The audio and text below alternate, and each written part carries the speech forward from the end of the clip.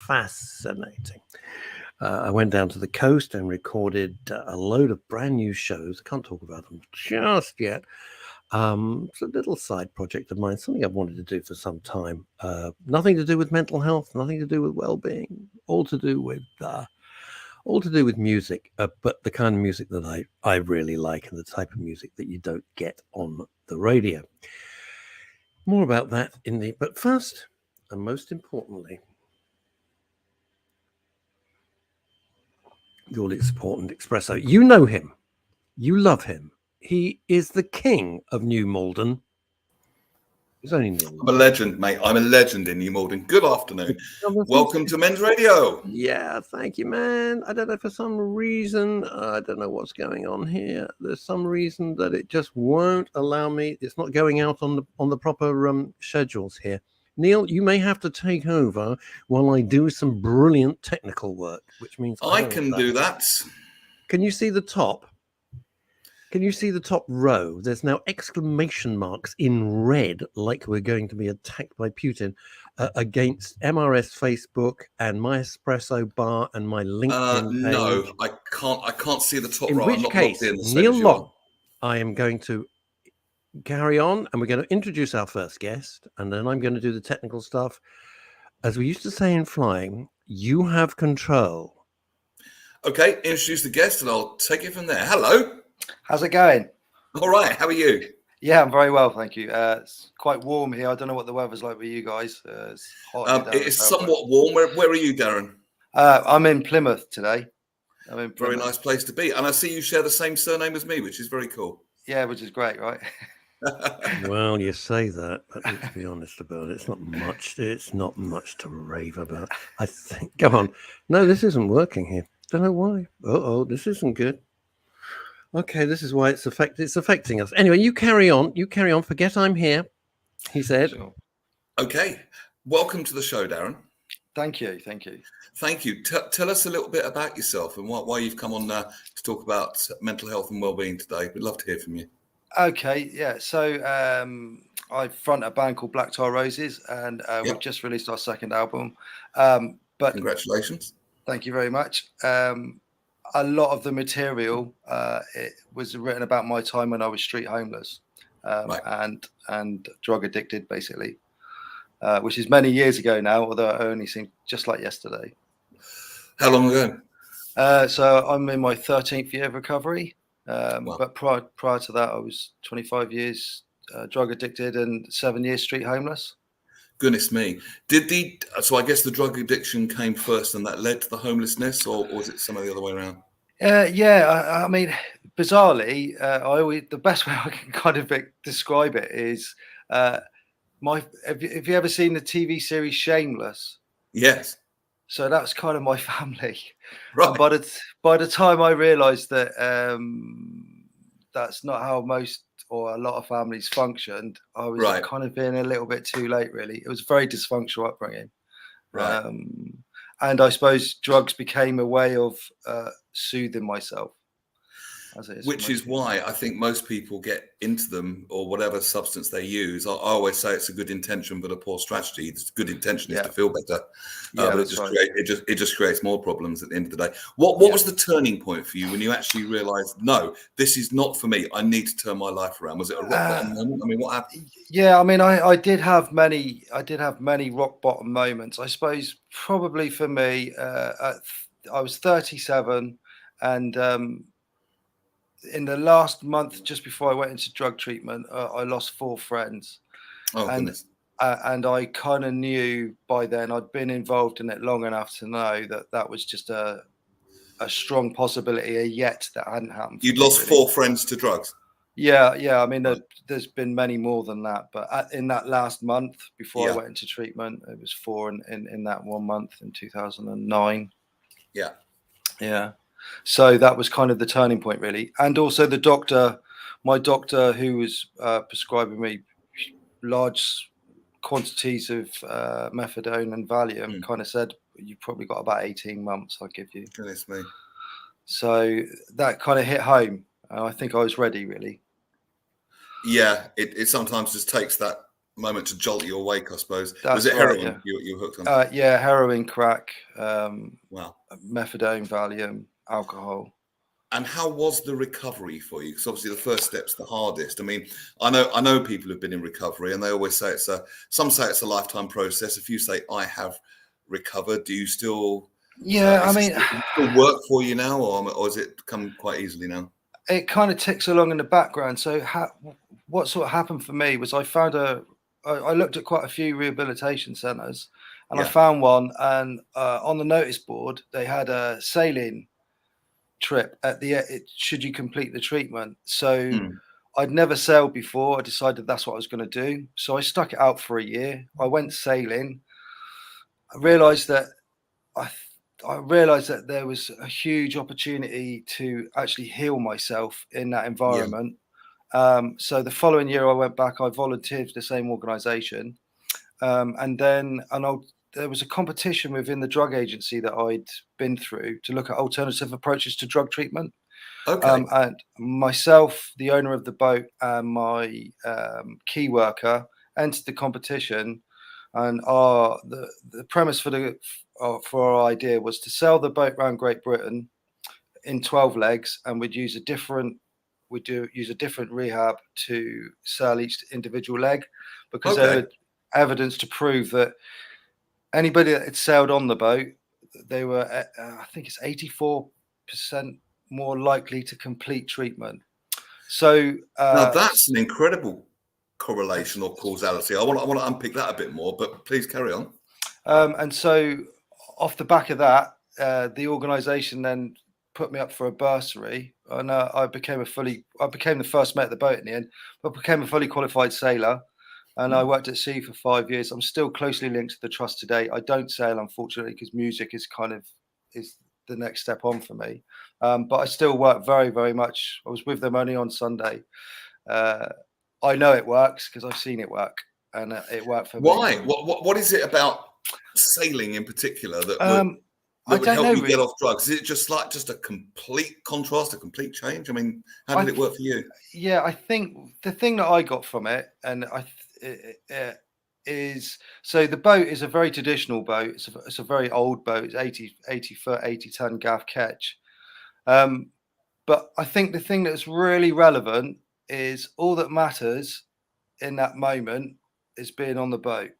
So anything outside of the boat, apart from the weather, the tide, is pretty irrelevant. And I think often people recovering from substances kind of need that space, and that's what that gave me, really.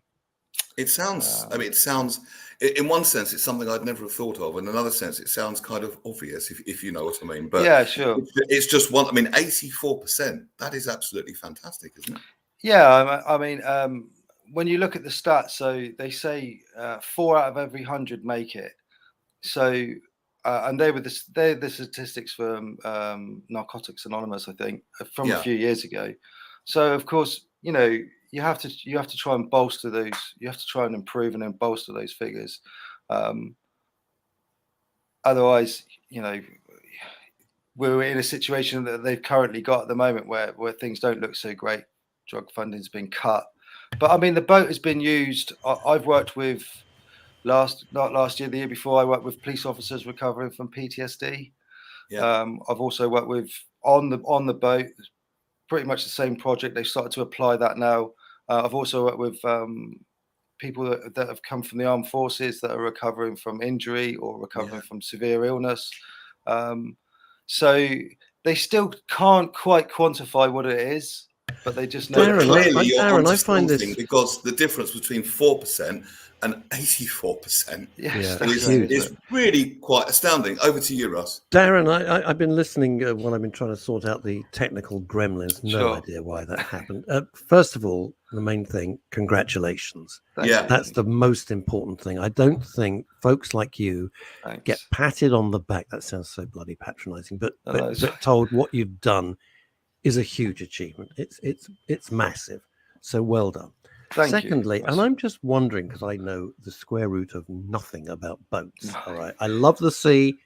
I find it very kind. And I just wonder, and I relate this. I was down on the coast yesterday. I was recording in a studio all day on the coast.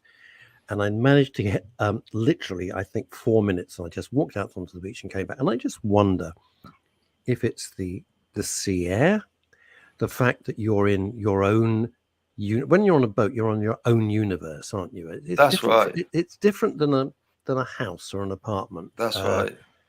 It's your own universe, and you are the master of that universe until it gets stormy, and then you realize you're just a cork in a cork on an ocean. But I wonder if it's that you get away, you physically and metaphorically get away from everything. I mean, Neil talks to me about Hailing Island. We have chats because we're pals. And because I'm a London boy, but this isn't a London show, this is a global show, but because I'm a London boy, getting out of London is a huge deal for me. And I feel the change. And being on the coast yesterday, even though I literally had 3 minutes to run out the studio, come back, it was really marvelous. Like I breathed fresh air. And I wonder if that's part of your recovery. I mean, I think so. I think the other thing, so if you look at most, if not all people, that once they get to that rock bottom point, their self-esteem's very low. So particularly on the bigger boat and the boats that I worked with, it was a crew of 3 professional crew, and then there'd be a group of 12. 2 would be key workers, and then a group of 10. So you're working with individuals that have come from a really traumatic place, and their self-esteem is really, really low. So you have to work together as a team. The boat has to function, and the crew has to function with that boat. So I think that's certainly an element of it. And like I say, everything's pretty irrelevant outside of what you're doing, because it is literally your own zone. I mean, three words spring to mind, which would seem to be key components in a recovery at a guess. Please correct me if I'm wrong. Yeah, sure. Peer support, accountability partners in a positive sense, and a sense of purpose. Yeah, absolutely. I mean, my wife always, and she's very right. Like, you have to have a sense of purpose in life. If your sense of purpose in life is to buy and take drugs to soothe yourself because of something you've been through, then that's your sense of purpose, right? So you need to find another. That's what I did. I found another sense of purpose, and something that was constructive and positive for me and society at the end of the day. Can I? Look, we have a rule. This isn't the BBC, Darren. So please, we have a rule. If you don't like the question or you don't like the way the comment, just say I don't want to talk about that, and that's absolutely fine. We don't drill. We do drill down, but what we don't do is we don't ambush or anything like that. It's not. It's a conversation. Yeah. What was the reason that you think you first got into this spiral of what was? I'm going to call it self-destruction because, let's be honest, it was.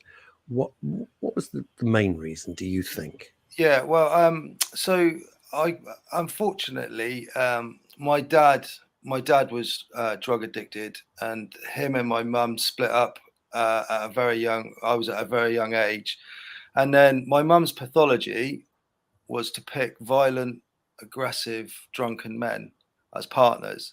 So domestic violence became a normal thing in our household. And then when I was probably about 14, maybe a bit younger, I realized one day that that was kind of what my mum did. And in some way, even though she was unaware, she sort of had control of the situation. And so that started to drive a wedge between us. Maybe I wasn't conscious of it at the time, but I can look at that time and think, that's what was going on. And then she got married again, and the guy she married was just one of the worst people, she'd ever got involved with.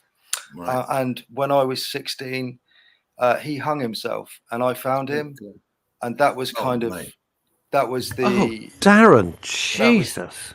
I mean, look, I was going wide anyway, but that was kind of the Darren.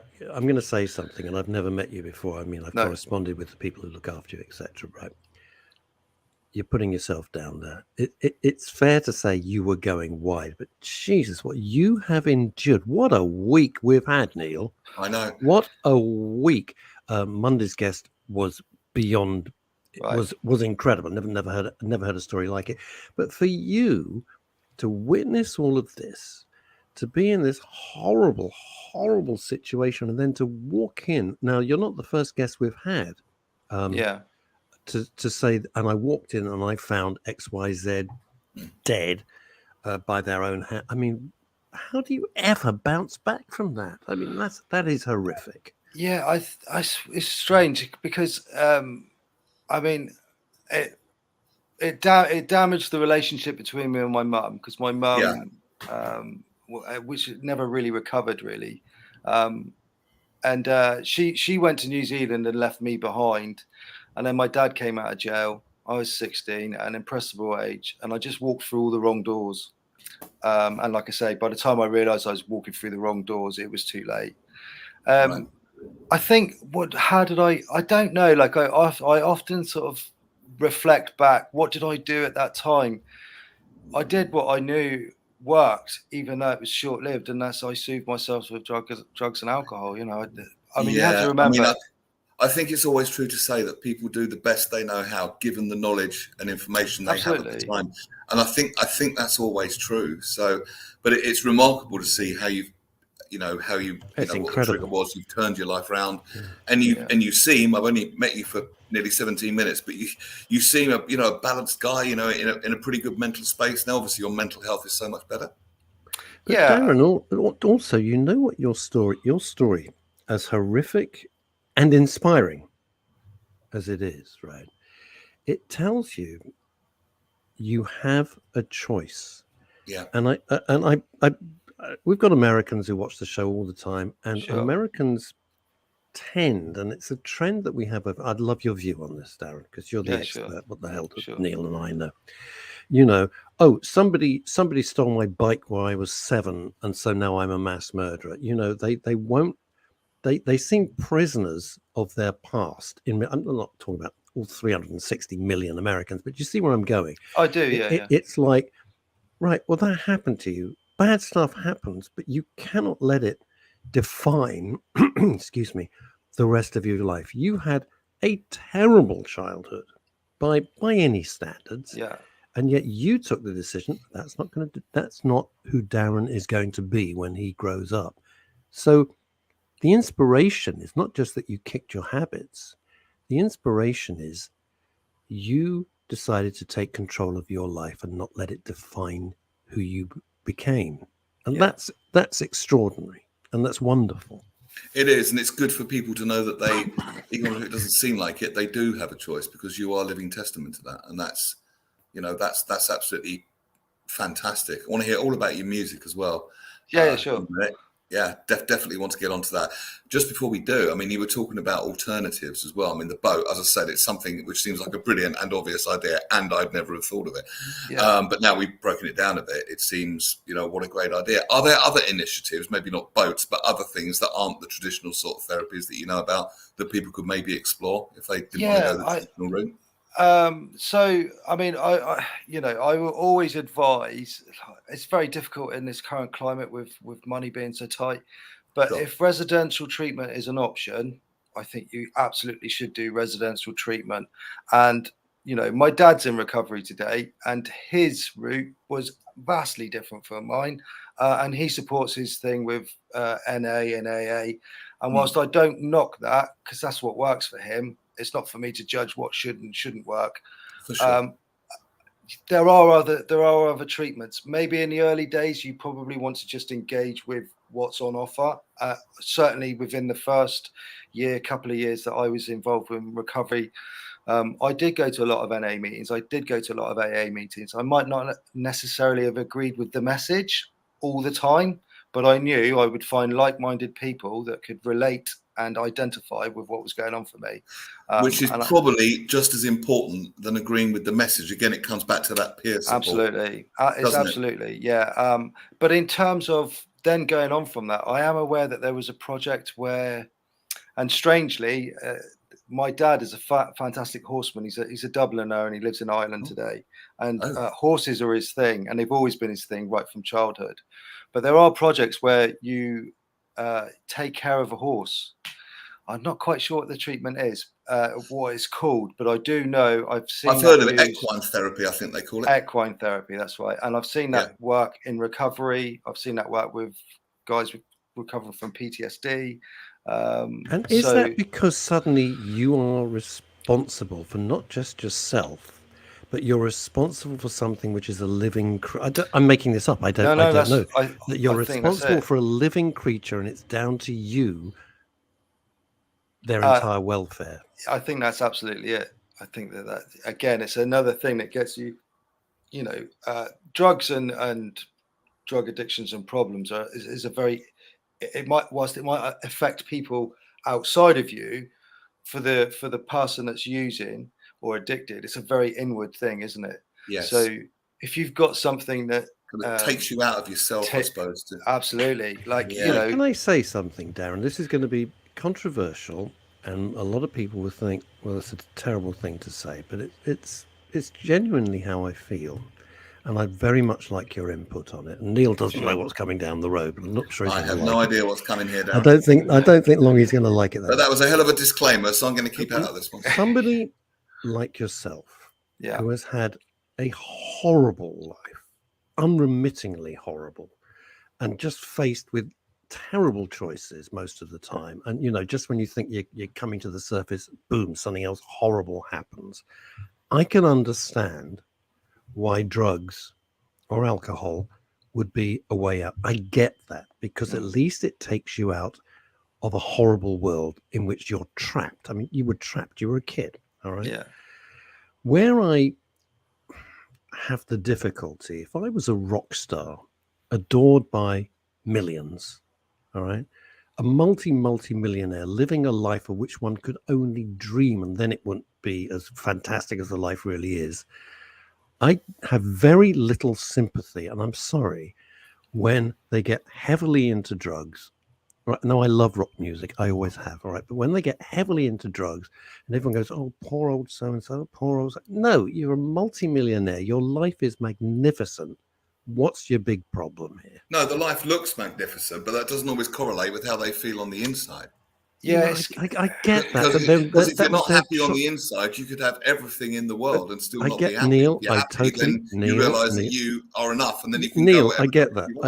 I get that. But Darren didn't set off. Forgive me, I'm not talking like Darren didn't set off and thought, right, my parents are going to split up. My dad's going to be a drug addict. I'm going to come in and find somebody hanging. Terrible. Rock stars, for example, picking them as an example. Yeah, chose they wanted that life because they wanted the women, they wanted the money, they wanted the fame, they wanted the fortune, they wanted the adulation. They got it all. If it was me, I'd be like, this is great. I know, but it's quite so for a few years I worked with so on the boat we worked with sometimes we work with kids from difficult places. So they might be coming from going into care. They might be going into a young offenders institute. Invariably, they come from broken homes. But then I work with some of my friends that worked with very, very privileged children that, parents had a house in Switzerland. They had another house in America. They had another house in Europe, in England somewhere. But for some of those children, they suffered with exactly the same thing as the children that were deprived from, an inner city area, for example. And that's interesting. And I had a conversation, be very open. I did some therapy a couple of years ago because my mental health took a dip. And my therapist, Rosie Whetstone, who's an amazing lady, I'd love to get her on the show sometime. She told me about this fascinating study where people that have been raised in cotton wool, protected from life, cotton wool coat or whatever the term is, you know what I mean? Yeah. And compare that to people who've had experienced, terrible abuse and things like that, but they come out the same. Yeah. They have the same symptom. So you would think that, super protecting someone is the answer. It's not. It's a balance of, I suppose, how can I put it? given roots, given wings, my cousin said, and I thought that was a beautiful way of looking at it. You know, the freedom to explore with a safe space, but too protective will have the same effect as neglected. And I found that so unbelievably hard to believe. But you just said it again. I mean, it's unbelievable, isn't it? It's interesting. It's interesting. Can I just jump in, Darren? Boy, sure. I'm loving this conversation. You're a fantastic guest. Thank you, and thank you for sharing. We're definitely going to talk about your music in a minute. Yeah, that's fine. That's fine. Promise.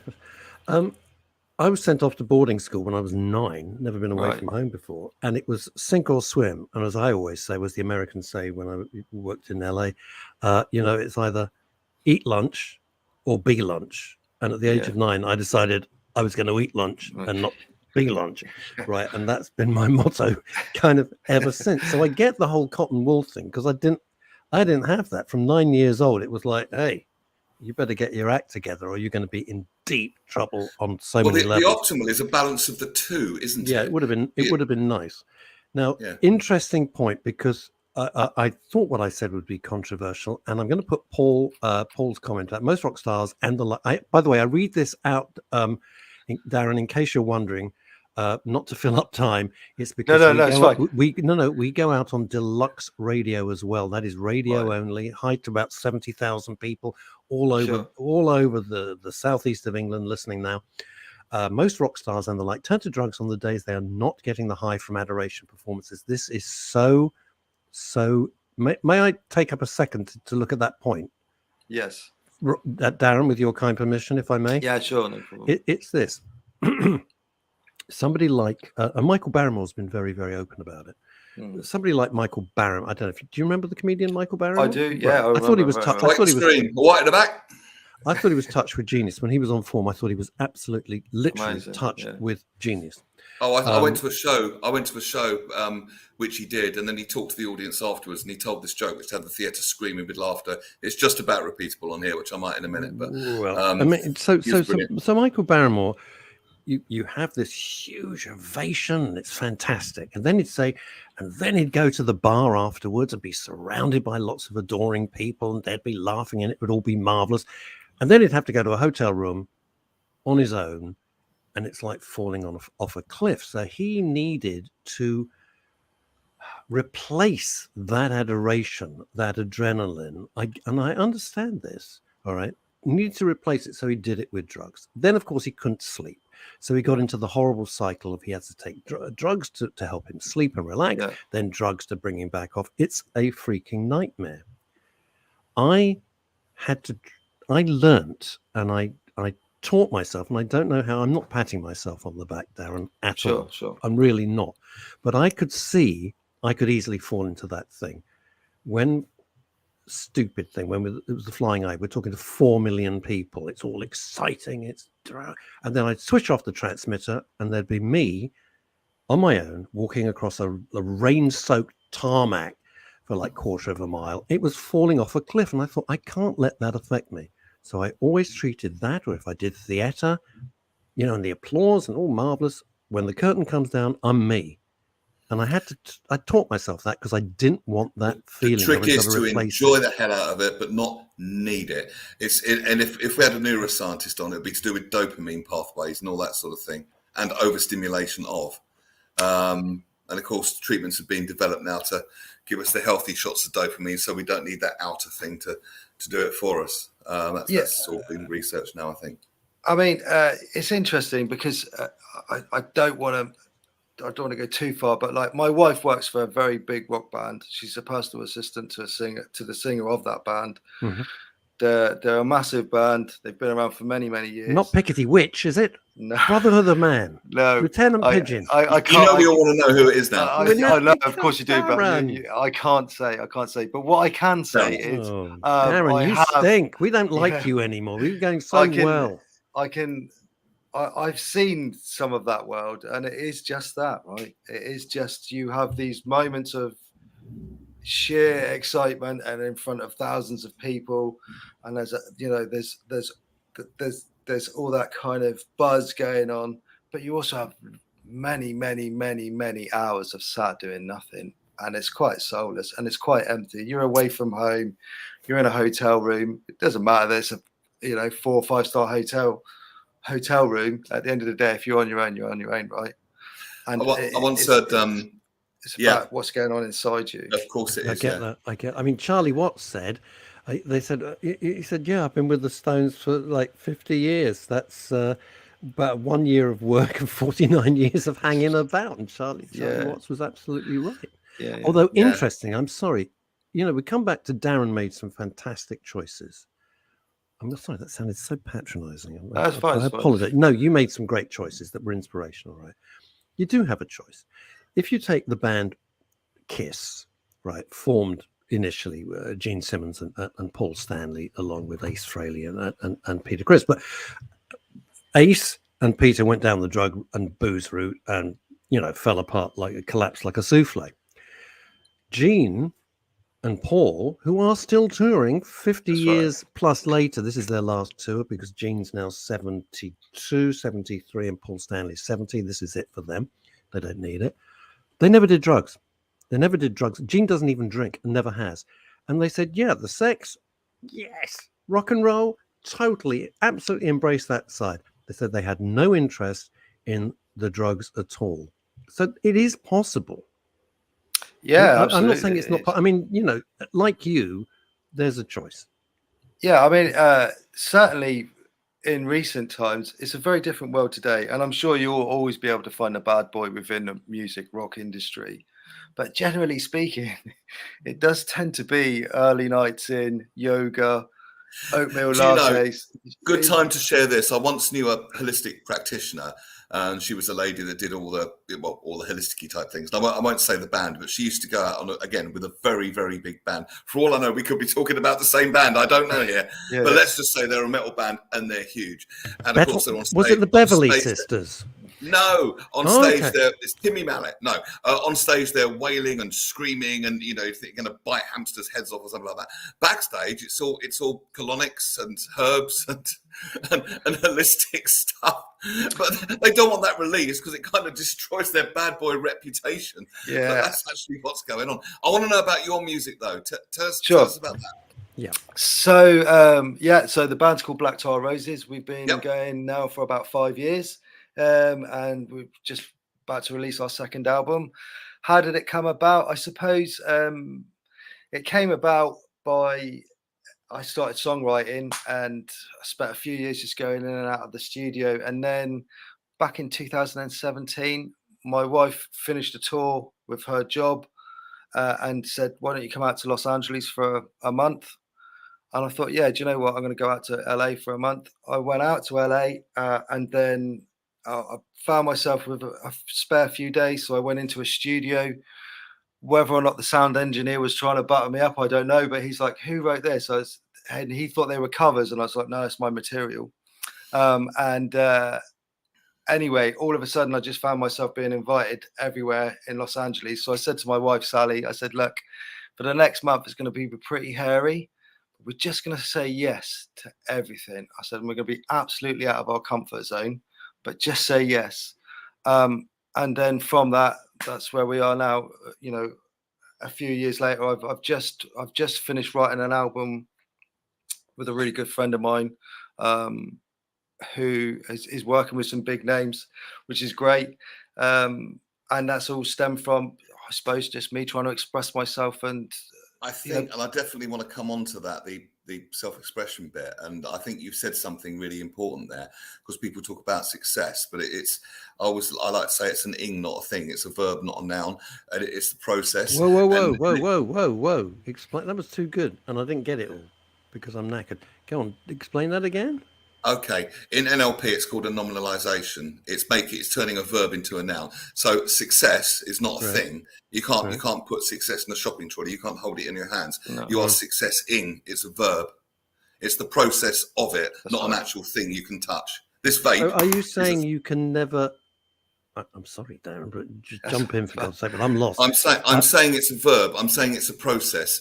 So rather than having a big bucket of success, the noun, you are success-ing or having successive. Yeah. In other words, one experience after another experiences. Yeah. Right. How do you judge success? It's a process. Basically, what I was going to say was you're following. How do you judge success? It's completely subjective, isn't it? I think it is, but I also think that you know, as with recovery, right, and as with success, there has to be failure. You have to fail. You know, you have to accept that. I mean, you don't plan to fail, right? But I think you have to accept that in order for you to be successful at some point, you've got to put it out there, and maybe you will fail. And you come away with a bloody note. Some people never put it out there because they're too scared of failure. But if you see it as feedback rather than failure, it kind of takes the sting out of it, doesn't it? I think I'll go back to my late dad died 22 years ago, right? Cancer, by the way. And he always used to say, if I say, what's the worst that's going to happen? I went, well, I don't know. He said, are they going to take you out in the street and shoot you against the wall? I said, well, no, of course not. He said, well, there you go. Yeah. And I've kind of, although he was a man of few words. I think you nailed that. And what you were doing, Darren, was following the trail of, I suppose, breadcrumbs, if you like, one step after another, and just daring, I suppose, to say yes to everything, daring to be out the comfort zone and following the next inspired step, and that created the process and the result of success. But self-expression, one thing Darren will know, there is no such thing as a bad meeting in Los Angeles. Every meeting's great. Then you never hear from them again. I've done a lot of work out there, and it's hilarious because you come out, if you're naive, you go, oh, wow, that's great.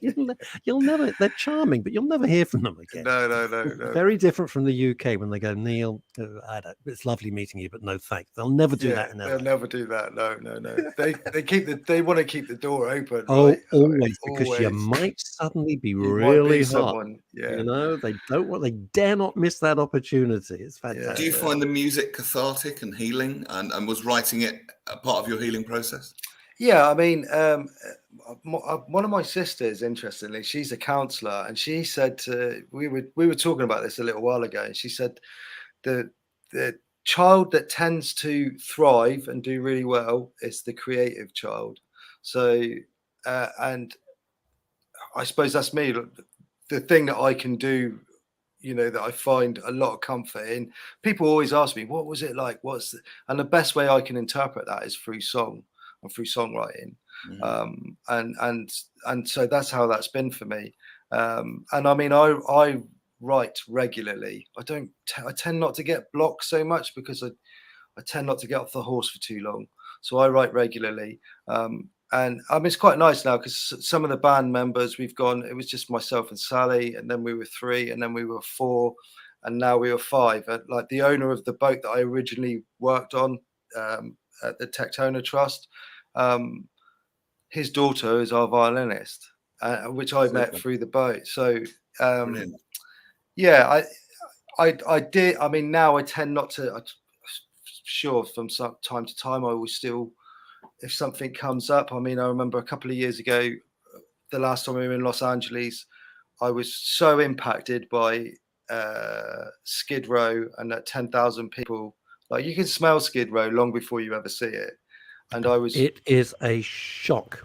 And I've watched it happen. And it's Darren, I'll shut up and let you talk about it. But Neil, if you haven't seen it, dear God, you can't imagine what it's like. They won't show you this. No, and I was so appalled by, you get these amazing images of Sunset Strip and the Boulevard, but then off of any side street, you've just got these cardboard ghettos with, tragedy, people's lives just destroyed, and you never get to see that. And so, Burning Man, which is on the new album, was inspired by that. I was coming back from the studio late at night, and a friend of mine said to me, you stop at what, CVS? And I was like, well, I'd stop there and he said, you shouldn't even get out of the car. I'm like, well, I wasn't aware of how dangerous the neighborhood was, but it was from that I thought, yeah. I just want to explain to people, and Darren really has touched on something. We see LA and we see it in the we see it in the films and we see it on TV, and it's all glamorous and it's all fabulous and it's all Calabasas and all the marvelous places. And the biggest shock to me, and it's got worse and worse and worse, by the way, is that you can go down Rodeo Drive, which really is just for tourists, and let me sum up Rodeo Drive. There was a guy with a Rolls-Royce Dawn, which is the huge convertible with what they call the suicide doors. Not being rude, that's the technical term that they open forward. And it was in a particular yellow that was obviously a custom paint. And he's standing posing, wearing a three-piece suit. Remember, it's about 90 degrees, three-piece suit in exactly the same color. That's Rodeo Drive for you. It's like, can I show you how rich and tasteless I am? Think of the Kardashians. That's Rodeo Drive. Now, within 10 minutes, you are in a mini city of tents. So you've gone from probably one of the most ostentatious streets in the world to abject poverty. It's a city. I don't mean, it's not like Covent Garden where you got the odd poor sod, on a cardboard box. You're sitting out and you go and get them a sandwich from Pret or something. It's huge. Yeah, I always say, people ask me about America, and I always say, it's fantastic, it's disgusting, it's awful, it's amazing, all in one block. You can turn a corner and you'd be absolutely stunned at the amount of money. You could turn the next corner and you'd be absolutely stunned that you're looking at something that you would expect to see. And no offense to the third world, but you expect to see in the third world country. See that as my late friend Francis used to say, America, you're one paycheck away from the street. There's no safety net there. I mean, there's sort of a safety net here, but it's better. But in the United States, there is no safety nets. Now, we're Europeans and we happen to be British. So we're very used to, there's social services, there's the NHS, there's none of that. None, that's right. Nothing. The church, I suppose, the church and some charities tend to pick up or try and pick up those that fall through the net, but there are many. So how does the muse strike you? Well, you say you write a lot. How do you get into your flow when it just all sort of comes together by magic? Well, so generally what I'll do is I've usually got I have a book, and so in that book I might see maybe I'll see a comment on a YouTube channel, maybe I'll see a bit of graffiti, maybe I hear something that somebody says, and I have no idea what that will do, but I'll put that in the book, if you like. Great idea. And so that's like a pool of ideas, and I do exactly the same. Musically, I might find a set of chords that the chord progression is something I like, so I'll record that and keep hold of it, and then kind of if the mood takes. I mean, sometimes I might wake up and something's just there. I usually wake up very, very early. I've always done that. I think also as well, when I lived on the street, I would always be up 4:30, 5 o'clock.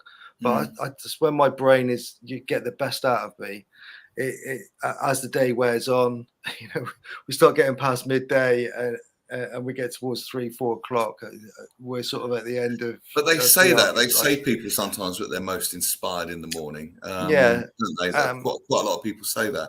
And where does the name Black Tar Roses come from? So that was just by sheer accident. So the first time we were out in Los Angeles, we were going under the name of the Scatterlings, and there's a channel called Norman's. It's on YouTube, but there's a shop called Norman's Rare Guitars. Oh, Norman's Rare Guitar! I love that channel. So I love the channel, right? It's a fantastic. I play the drums. I don't play guitar. I can't. I can play an E chord. That's all I can play. But I love that show. Yeah. So what happened was I'd followed this channel for years, and that month that we were out in Los Angeles, I said to myself, right, we're going to go. We're going to go to the shop, and I sort of knew by then probably what was going to happen. Norm would hear the English accents and he'd want to do a video. And that's exactly what happened. But I never told Sally. I never told my wife. I thought, I should just start stressing about it. We'll just get there and, you know what I mean? We'll be put right on the spot.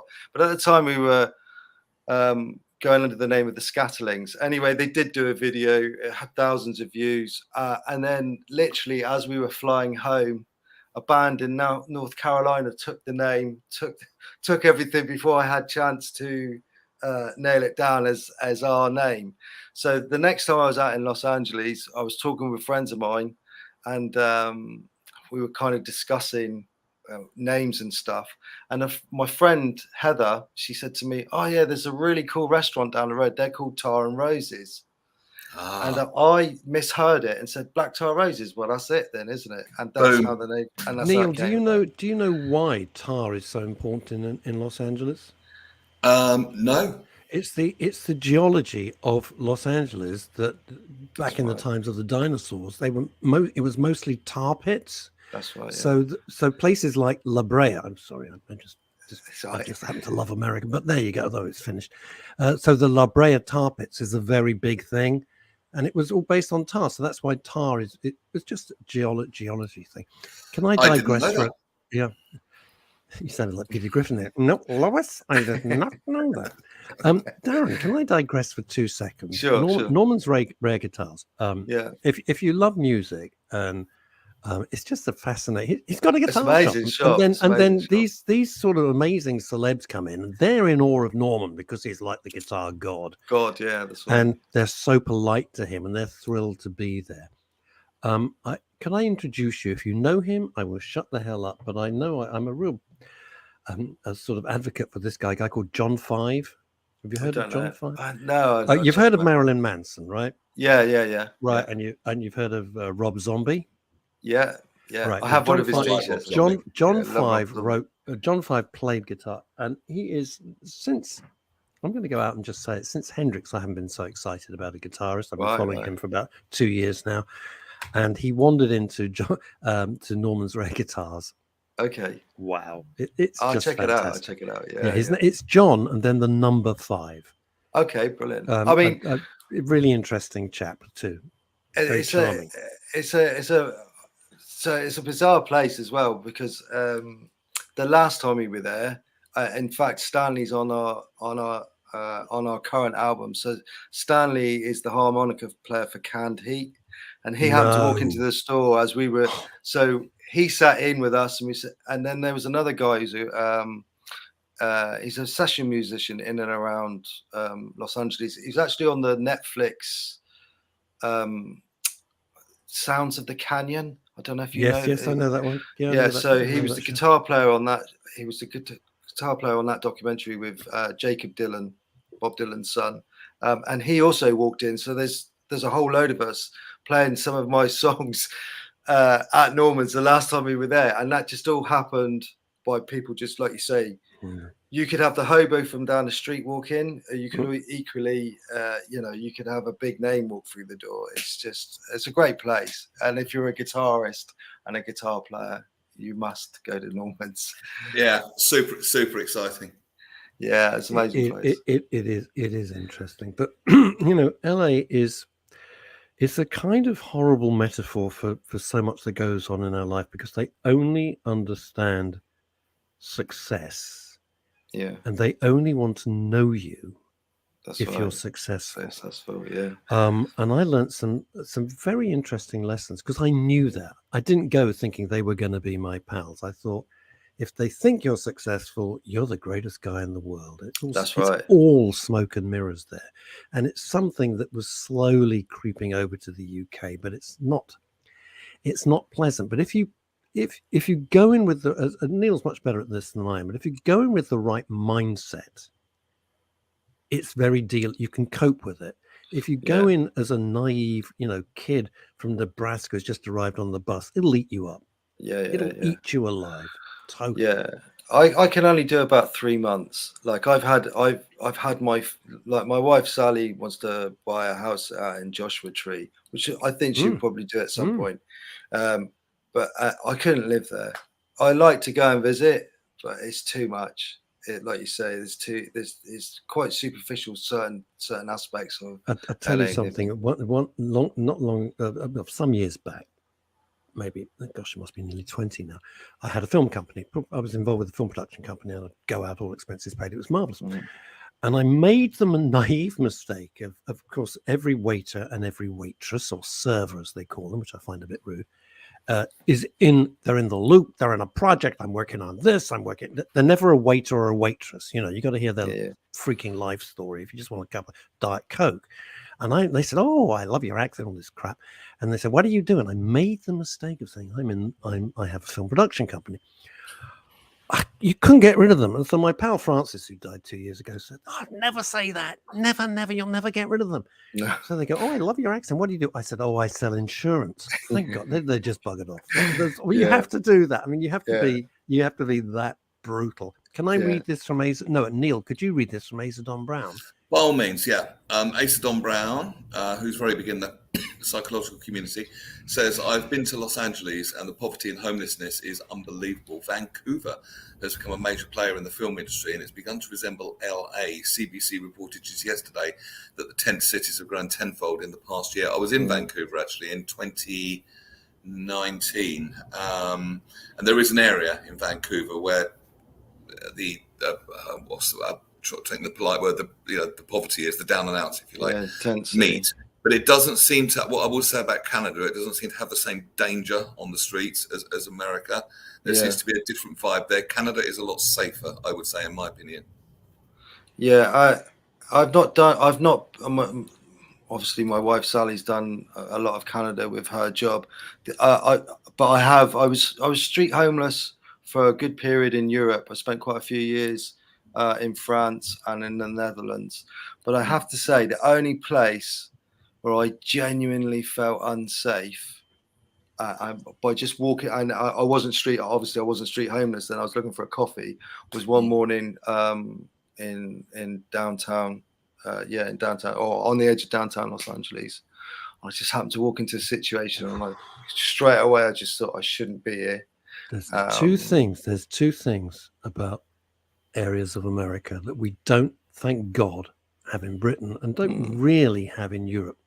The rest of the world maybe, but not Europe and especially England. One, in America, everything can look lovely and you can walk a couple of blocks, turn down a road, and suddenly you are in hell. Yeah. It's really frightening. That's the first thing. It's the juxtaposition between absolute violence and poverty and perfectly nice, safe areas. And the other thing that, thank God, and I hope it never comes here, because of the gun culture and this adherence to the Second Amendment, let's not get into it, it escalates so quickly. In England, you might, and it might all kick off and you start shouting and all the rest of this nonsense. Over there, man, it escalates like that, and the next thing you know, you're dead. How did you get out of homelessness? What was your... So how I got out was so like I say, in the death of it for me, I founded a rehabilitation center, and from that was kind of my stepping stone back into society, if you like. I spent a year there, and then I did another year. I just decided I would do what other people suggested instead of trying to do what I thought was right, because quite clearly by the time I was 37, what I thought was right had got me where it got me, right? So and then from the year in the drug treatment center, they suggested I do a supported housing project in Portsmouth. So that's what I did. I spent a year living in a supported housing project with guys that had come from other places, and so basically, you run the house yourself. You have what they call is floating support. So you'll have a key worker and you'll have a counsellor come and see you every week to 10 days to a fortnight, depending on your level of need. And you look for voluntary work, and you run the house. You pay the bills yourself. It's just a very gentle integration back into society, if you like. Yeah, it sounds like a good program. And let's say someone's listening now, and let's say they were in a similar situation to you, perhaps addicted to drugs, possibly homeless, and desperate to find a positive way out. What would your advice be? So what would my advice be? I would absolutely signpost somebody to a drug agency. So what I mean by that is a place where maybe they'll prescribe. It's normally a tier 3 service, so they'll prescribe controlled substance to help you. You need to kind of get some kind of balance, which is very, very difficult if you're a drug addict and you'll live in a hand-to-mouth existence. And also, engage with a drug agency, and also engage with a charity. Often, that they fit hand in hand these days. I for many years I sold The Big Issue, and they were also very, very, very supportive. And they also had quite a few good projects that ran along, and that they were engaged with, and they would signpost you. Darren, we've got less than 5 minutes. Being homeless, some people have their ultimate nightmare. My nightmare is to end up homeless. That is my absolute. It keeps me awake at night. It actually keeps me awake at night, and has done my entire life. Did you feel you were invisible? Like you do kind of live outside of society, but just lately, and I want to say this, as tragic as it was, you are definitely outside of society. But recently I've discovered, I'm sure probably for some of your listeners and maybe yourselves, I've discovered a guy called Eckhart Tolle. And Eckhart Tolle... The power of now. Right.